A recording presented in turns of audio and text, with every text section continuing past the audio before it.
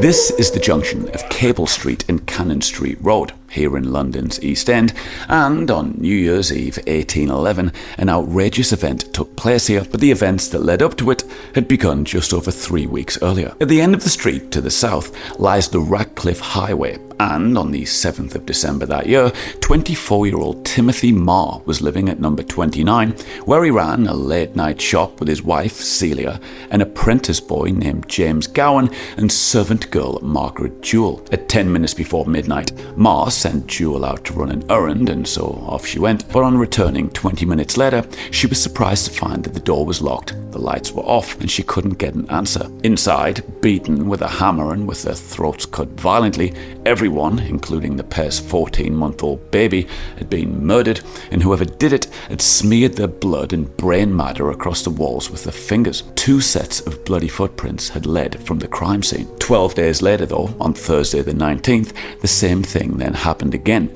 at the nearby King's Arms pub on Garnet Street. At shortly before midnight, in a similarly brutal crime scene, 56-year-old landlord John Williamson was murdered, with his wife Elizabeth and servant Bridget Harrington, all of whom had had their throats cut and had been beaten, this time with a crowbar. Living on the floor above, a man named John Turner had been woken by the screaming and, on rushing downstairs, had been shocked to see 2 men, one of whom was standing over the body of Elizabeth Williamson and going through her pockets. Whoever he was, Turner saw that he was well dressed and stood around 6 feet tall before he then ran back upstairs and climbed naked out of a window to get away. Whoever was responsible was a mystery, but along with 2 other suspects, a 27-year-old man named John Williams was soon arrested. Described as slight and effeminate in appearance, he didn't seem to fit with Turner's description and surely couldn't have committed the murders by himself anyway. But when, for whatever reason, he then hanged himself in his cell at Clerkenwell Prison on the 28th,